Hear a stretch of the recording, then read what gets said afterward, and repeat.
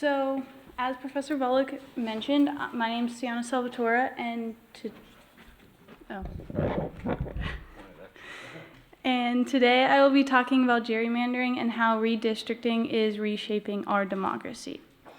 So, just as to what I'll be talking about and how I'll be talking about it, first I'll talk about what gerrymandering is, and then I'll go over how it works, and then just how it's affecting or its effect on the competitiveness of districts in our democracy, and then how it can be measured, and then some legal and legislative battles that have been occurring over the past few years over gerrymandering, and then just some solutions to help combat it.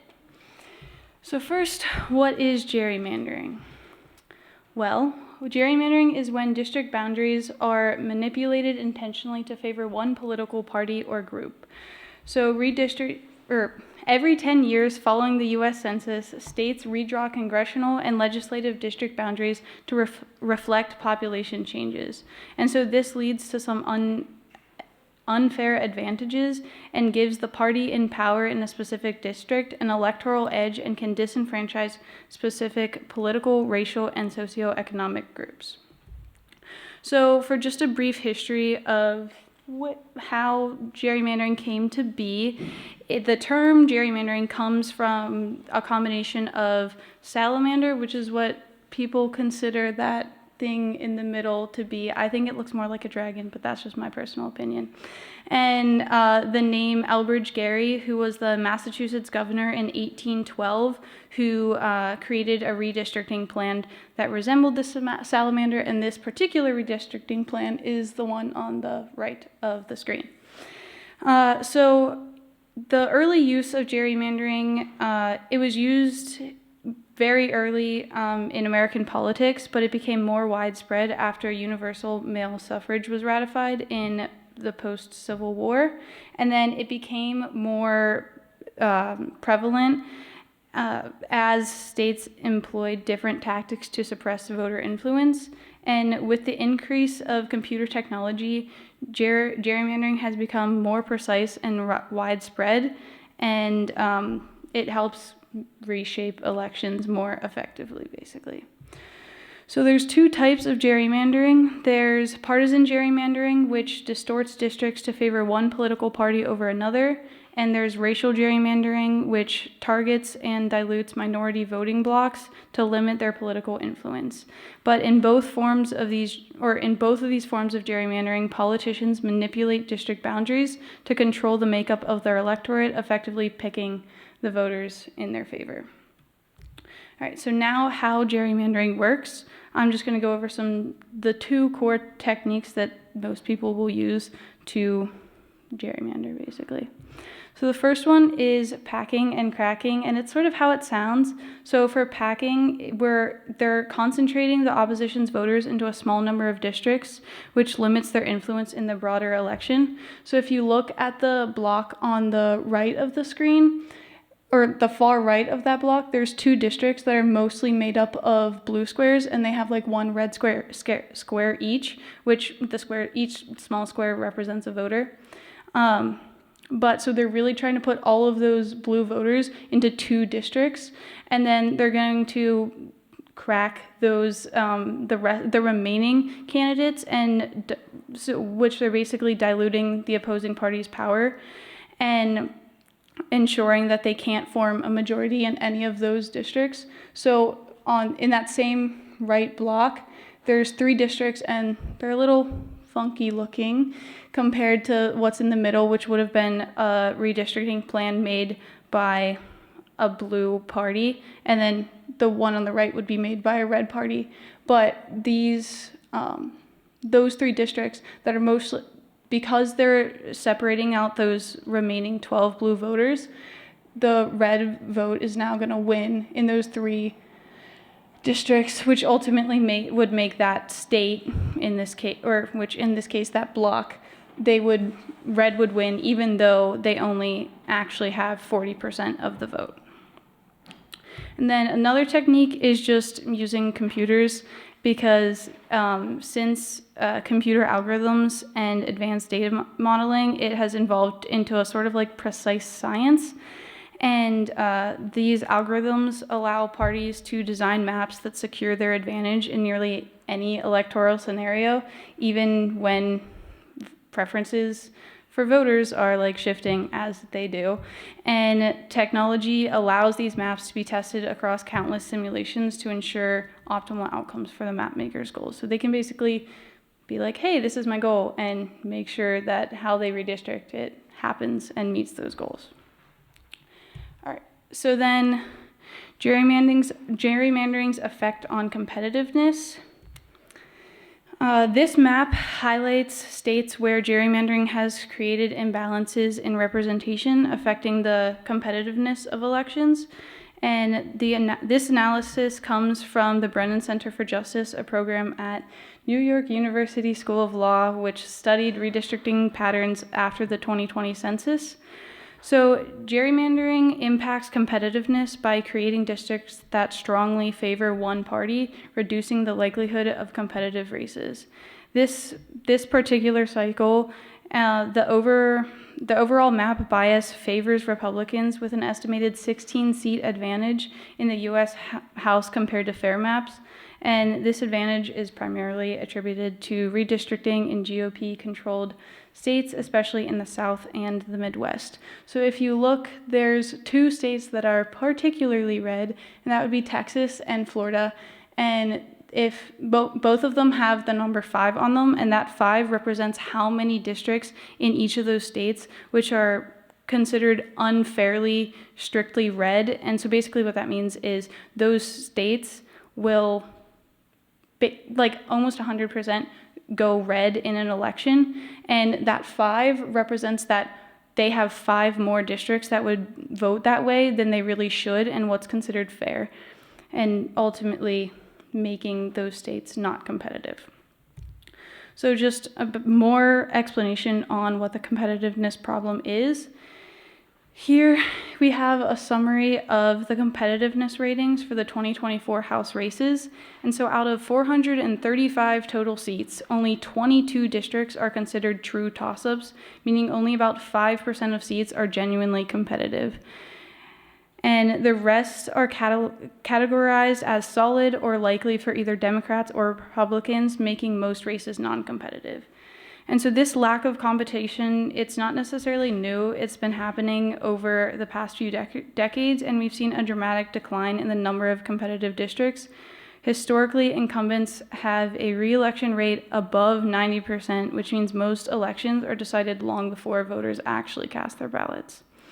So why is this a problem? Well, fewer competitive races lead to less accountability. So politicians in safe districts don't need to appeal to a broad range of voters.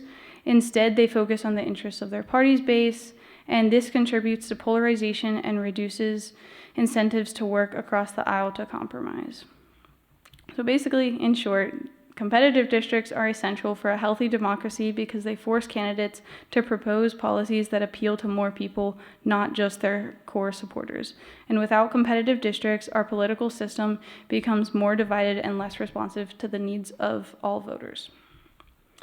All right, and then here is just a few districts that have actually occurred in the US that, as you can see, are kind of a little funky, whether they're like narrow or just add like extra little like tails. But so this is one thing that can determine gerrymandering, and some of the ways that we can measure it. So more ways of how we specifically measure gerrymandering include the efficiency gap and compactness scores. So efficiency gap measures the difference in wasted votes, which are the votes that are beyond what is needed to win or cast for losing candidates, and a high gap indicates a partisan imbalance favoring one party. And then compactness scores analyze district shapes to detect irregularities that suggest manipulation. So some common methods are the Pulsby-Poppe score or the Rioch score or the Schwartzberg scores, and with irregular or stretched shapes often signaling gerrymandering. And these are insightful, but they can cause some or they do have some limitations, and that's why they're just one part of the conversation about creating fairer, more representative districts. And then just to show explicitly that people are using mathematics to precisely study gerrymandering, I found a selection of headlines that specifically talk about mathematicians and what they're doing to help combat gerrymandering. And my favorite one is, it says, "Want to fix gerrymandering, then the Supreme Court needs to listen to mathematicians," which I think just further exemplifies that math is one of the best ways to stop gerrymandering. And then some legal and legislative battles over gerrymandering. So basically just the ways that we've been trying to combat it. We have the Supreme Court stance, which the right-leaning Supreme Court has generally been dismissive of gerrymandering cases, particularly those involving partisan bias. And in Rucho v. Common Cause in 2018, the court ruled that federal courts cannot review partisan gerrymandering claims, leaving these decisions to state legislatures. So basically, and they basically say that partisan gerrymandering may be incompatible with democratic principles, and the court deemed it a political issue outside its jurisdiction. So they are basically saying that it is a problem and it's going against our democratic process, but they're not going to make it their problem, and they're going to put it in the hands of the state, which kind of create the problem in the first place. And then some notable cases where gerrymandering has been at play is Alexander v. South Carolina State Conference of the NAACP in 2023, where the Supreme Court heard a case about whether South Carolina's legislature intentionally removed black voters from the 1st Congressional District to benefit Republicans, and this case highlighted the growing use of computer models in gerrymandering litigation. And then again in 2023, Allen v. Milligan, where the Supreme Court ruled that Alabama's district map likely violated the Voting Rights Act by diluting black voting power, and Alabama was ordered to create a second black majority district. All right, so this bill, the Freedom to Vote Act, was proposed, I think last year, if I'm remembering correctly, and it would have put a ban on mid-decade redistricting, which means that redistricting would only happen following the decennial census, so every 10 years, or if it was court-ordered, which would ensure a more stable electoral process. And the redistricting criteria that this bill would have enforced would be, the criteria would be Constitutional and Voting Rights Act compliance, which ensures districts don't violate these protections, and then protecting minority voting power so that communities aren't unfairly diluted, and then preserving communities of interest, which refers to maintaining the integrity of groups that share common social, economic, or cultural characteristics. And then, so while the Freedom to Vote Act was a significant step towards election reform, it was unfortunately not passed due to a filibuster in the Senate. And this has considerable consequences, such as the continued vulnerability of voting districts to partisan gerrymandering, with states having more leeway to manipulate district lines to favor one party. And the failure to pass this bill means continued disenfranchisement of minority voters, particularly in states with restrictive voter ID laws and policies that disproportionately affect communities of color. All right, now some solutions that can help stop with gerrymandering, or help stop gerrymandering. So the first one is independent redistricting commissions, or IRCs, which are designed to stop politicians from drawing district lines that favor themselves or their party, and they are designed to prioritize fairness and transparency by requiring public input, open meetings, and strict criteria for drawing districts. And so just as an example of an IRC is Michigan, and they created an IRC where they would have, I think it was 4 Democratic representatives, 4 Republican representatives, and then some independent representatives, and they would this group would draw the lines, and then it would be like voted on, and there would be public input coming from other people. So in the map specifically on the left is the old district map, and you can see that the gray indicates districts that are competitive, and on the left there's only like 1 or 2 competitive districts, and on the right with the new map, which is created by an IRC, there's 4 competitive districts, which it's not a huge change, but it's progress. And then another another solution for gerrymandering is multi-member districts, which address the root cause of gerrymandering by replacing the winner-takes-all system with proportional representation, making it much harder to manipulate outcomes and ensuring fair representation. And this concept will be discussed further in one of the following presentations. And that's all. Thank you.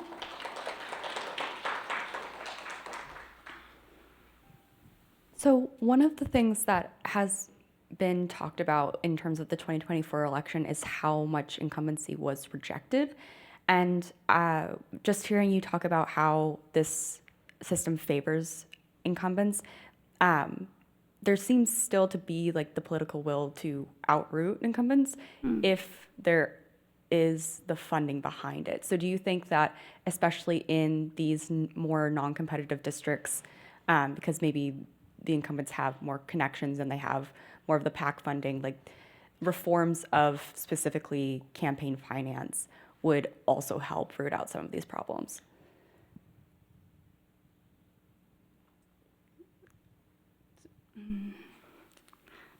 Not exactly what you were like researching. Yeah, no. I think, more funding definitely helps, but I think the idea here is that the way redistricting happens is it doesn't help, like they're not helping matters any of like, yes, people could very well be like trying to reject the incumbency, and like that's obviously important, but if they're in an area that's like particularly like overcrowded by like people of the like opposing party, then their vote isn't really going to count regardless of like which way or like what other people, like what people are trying to do. And I think that's if I can supplement that a little bit. So there are lots of reforms that coupled with these things would be great, like repeal Citizens United, right? So campaign finance reform, voter access, like more polling places, like not voting on a Tuesday, but vote on a Sunday or have a holiday like most democracies have, et cetera. But we're sort of focusing just on the mathy parts of reforms. And I think there was a little bit of a rejection of incumbency, but not as much as there should be. Healthy democracies have many more competitive districts than we have. Yeah, 2024 bucked the trend a little bit, but not by a huge amount.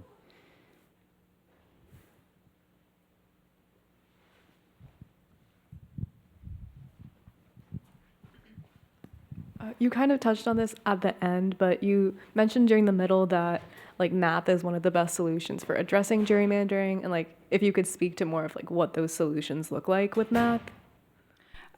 Yeah, I think a lot of it is the way it's quantified and like detected is using math, which I didn't have time in my presentation to actually explain like the efficiency gap and compactness scores, but I think math plays a large part in like figuring out like what's being gerrymandered and like how it's being done. And then just multi-member districts and IRCs less so have to do with math, but the multi-member districts, and this is something, and with like the proportional representation, they kind of like play together, and there's more of a like mathematical background behind that is not necessarily my expertise, but it's there.